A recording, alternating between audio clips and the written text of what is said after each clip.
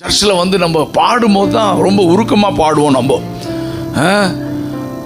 என்ன பாடுவோம்? வேறொரு ஆசை இல்லை ஏசு ராஜா.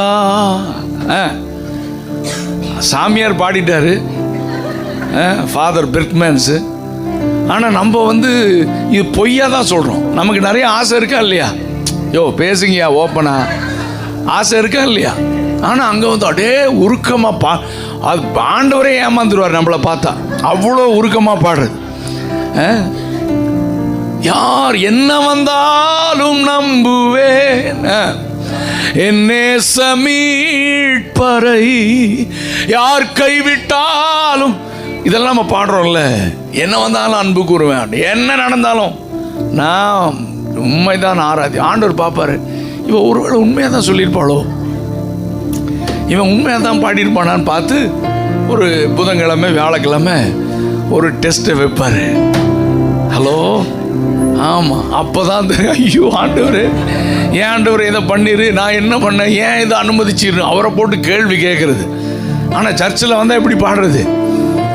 என்ன வந்தாலும் பரவாயில்லன்னு. ஆனால் வந்தால் தான் தெரியும் இல்லைங்களா? ஆண்டவர் நம்மளை டெஸ்ட் பண்ணுவார். கவனிங்க, நம்ம வளரும் போது ஆண்டவர் நம்ம பரீட்சித்து பார்த்த பிறகு பொன்னாக விளங்குமா? அல்லேலூயா சொல்லுங்க. அதாவது சோதனை என்கிற வார்த்தை நமக்கு பயன்படுத்தக்கூடாது. கடவுள் சோதிக்கிறான்னு மற்றவங்க சொல்றாங்கல்ல, நம்ம அந்த மாதிரி என்ன செய்யக்கூடாது, சொல்லக்கூடாது. யாக்கோபு மிக தெளிவாக எழுதுகிறான், தேவன் ஒருபோதும் தீமையினால் சோதிக்கிறவர், சோதிக்கப்படுகிற எவனும் தான் தேவனால் சோதிக்கப்படுகிறேன் என்று சொல்லாதிருப்பானாக. அப்ப சோதனை வேறு, பரீட்சை வேறு. அது 3 காரியம்: டெஸ்ட், ட்ரையல்ஸ் அண்ட் டெம்ப்டேஷன். அழகாக பிரித்து இந்த மீனிங் எல்லாம் தனித்தனியாக இருக்கும். நீங்கள் ஆதியாகமம் 22:1 வாசிங்கன்னா, பின்பு ஆபிரகாமை கர்த்தர் சோதித்தான் இருக்குல்ல, இங்கிலீஷில் வாசிங்கன்னா God has tested Abraham. அப்போ டெஸ்டட் என்கிற வார்த்தை தான் சரி. பரீட்சித்து பார்த்தார். என்ன, இவன் கர்த்தருக்கு பயப்படுறானா, இவன் என்னதான், அதாவது ஆசீர்வாதம் வர்ற வரைக்கும், வேலை கிடைக்கிற வரைக்கும் எப்பவும் சர்ச்சுன்னு வருவான், மீட்டிங்னா முதல் ஆளாக வருவான். ஆனால் வேலை கிடைச்சோன்னே வேலையை ஃபர்ஸ்ட்ல வச்சுட்டான், சர்ச்சை. ஹலோ, அதனால தான் நம்ம இன்னும் நிறைய பேர் வரல. இன்னைக்கு இருக்கிறீங்களா இல்லையா?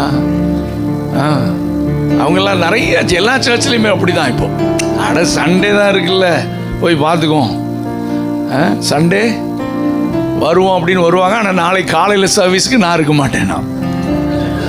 ஆமாம். ஸோ லிசன், அந்த மாதிரி மக்கள் எல்லாருமே முதல்லலாம் எப்படின்னா, ஃப்ரைடே, சாட்டர்டே, சண்டே ஈவினிங் தான் வந்து பயங்கர க்ரௌடடாக இருக்கும்.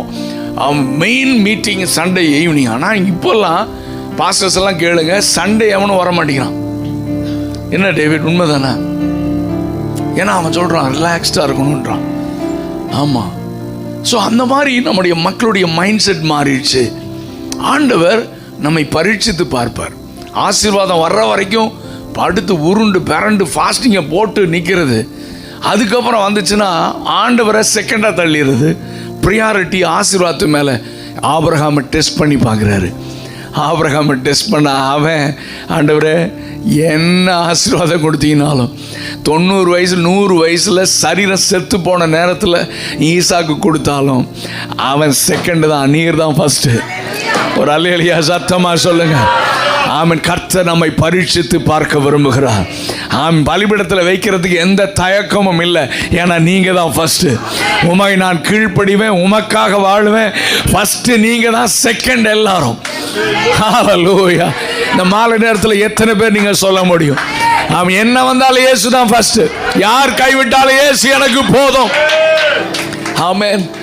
மனிதன் கைவிட்டும், ஃப்ரெண்டு கைவிட்டும், சொந்தக்காரன் கைவிட்டும், பிஸ்னஸ் போகட்டும், ஆமென். நடுத்தருவுக்கு வந்தாலும் யோப கேளுங்க, என் மீட்பர் உயிரோடு இருக்கிறார், அவர் என்னை கொன்னாலும் அவரை தாண்ட நம்புவேன். போ, இயேசு மட்டும்தான் என் வாழ்க்கையில். இதைத்தான் கர்த்தர் நம்முடைய வாழ்க்கையில பார்க்க விரும்புகிறார். இந்த மாலை நேரத்தில் நம்முடைய விசுவாசத்தை கர்த்தர் பரீட்சித்து பார்ப்பார். ஆமென். அதுவும் இந்த சீசன்லலாம் நான் காலையில் சொன்ன மாதிரி தான், நேற்று சொன்னேன்னு நினைக்கிறேன், உலக ஆசீர்வாதங்களையே தேடி கிறிஸ்தவம் போயிட்டு இருக்கு. ஆமாம், பணம் எல்லார் வாயிலும், ஊழியக்காரங்க வாயிலும் கர்த்தருடைய ஆசீர்வதிப்பார், அது வருது இது வருதுன்னு அடித்து விடுறான். ஆமென். ஆனால் பைபிள் என்ன சொல்லுதுன்னா, பரலோக ராஜ்யத்தை குறித்து கர்த்தர் பேசும்போது அது ஒரு முத்து வியாபாரிக்கு ஒப்பாக இருக்கிறது. பரலோக ராஜ்யம் சொல்லுங்க யாருக்கு ஒப்பாக இருக்கிறது? முத்து வியாபாரி அப்படின்னு சொல்லிட்டு அவன் விலை உயர்ந்த முத்தை பார்த்தானான். அவன் நிறைய முத்தை வாங்கி வாங்கி சேல் பண்ணுவான், பிஸ்னஸ் பண்ணிட்டு இருப்பான். ஆனால் ஒரு நாள் பார்த்தான் விலை உயர்ந்த, லைஃப்லேயே பார்க்கல, காஸ்ட்லியஸ்ட். அதை பார்த்த உடனே இதை எப்படியாச்சும் வாங்கிடணும்னு முடிவு பண்ணான். முடிவு பண்ணி பேங்க்ல இருக்கிற காசு பார்த்தான் பத்தில், காரை விற்றான் பத்தில், வீட்டை விற்றான், எல்லா சொத்தையும் விற்றான், கொண்டு போய் கொடுத்து முத்தை வாங்கிட்டு வந்துட்டான். அந்த முத்து வேற யாரும் இல்லை, அதுதான் பரலோக ராஜ்யம். ஆமென்.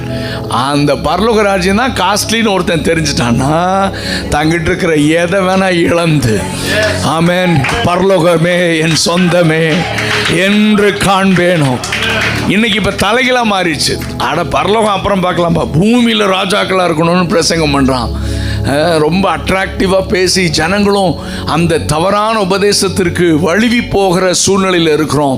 ஆனால் பைபிள் சொல்லுகிறது உலக ஆசீர்வாதத்தை தேடாத, ஆமென், உன் பிள்ளைகளுடைய எதிர்காலத்துக்காக உட்காந்து ஒப்பாரி வைக்காத, ஏன்னா உனக்காக எல்லாவற்றையும் நான் ஏற்கனவே செய்து முடித்து விட்டேன். ஆமென். 1 கொரிந்தியர் 2:9 சொல்லுகிறது, தேவன் தம்மில் அன்பு கூறுகளுக்கு ஆயத்தம் பண்ணினவைகளை கண் காணவில்லை, காது கேட்கவில்லை, அவை மனுஷனுடைய இருதயத்தில். ஆமென். ஹல்லேலூயா. நம்ம நினைக்கிறோம் 2 நாள் உபவாசம் போட்டு உருண்டு பிறண்டதில் தான் கர்த்தர் அற்புதம் செஞ்சார்னு. அவர் சொல்கிறார், அதுக்கு முன்னாலே உனக்காக ஆயத்தம் பண்ணி வச்சேனா, ஏற்கனவே நான் உனக்காக எல்லாவற்றையும் ஆயத்தம் செய்து வைத்திருக்கிறேன். ஆமென். நான் ஆண்டவர் சொன்னார், நான் சர்வ வல்லமையுள்ள தேவன், நீ எனக்கு உண்பதாக நடந்து கொண்டு உத்தமனாயிரு. பிள்ளை தர்றது என்னுடைய வேலை, அற்புதம் செய்கிறது என்னுடைய வேலை. எனக்கு உண்பதாக நீ நடந்து கொண்டு உத்தமனாயிரு. உன் காரியத்தை நான் பார்த்துக்கிறேன் என்றார். உன் பிள்ளைகளுடைய காரியத்தை நான் பார்த்துக்கிறேன், உன்னுடைய எதிர்காலத்தை நான் பார்த்துக்கிறேன். எனக்கு நீ உண்மையாரு. முதலாவது தேவனுடைய ராஜ்யத்தையும் நீதியும் தேடு, அப்பொழுது எல்லாம் உனக்கு கூட கிடைக்கும். ஒரு அல்லேலூயா சத்தமா சொல்லுங்க. ஆமென். ஏன்னா இதுதான் கிறிஸ்தவ விசுவாசம். ஏன்னா எல்லாத்தையும் அவர் ஆயத்தம் பண்ணி வச்சிருக்கார். பிதா சொல்றாரு, என் பிள்ளையே கொடுத்தனே, இதெல்லாம் கொடுக்க மாட்டேனா? இல்லை. ஆமென். அவர்கிட்ட போய் அதை தாங்க இதை தாங்க, நோ நோ நோ நோ, என்னுடைய ஊழியத்தை செய்ய, ஆத்தும ஆதாயம் செய்ய, சர்ச்சுக்கு முதலிடம் கொடு, பிரேயருக்கு முதலிடம் கொடு. ஆமென். தனிப்பட்ட வாழ்க்கையில் இயேசு தான் எனக்கு ஃபஸ்ட்டு, மற்றதெல்லாம் செகண்டு தூக்கி வீசு. அதை நான் பார்த்துக்கிறேன்னா. இருக்கிறீங்களா இல்லையா?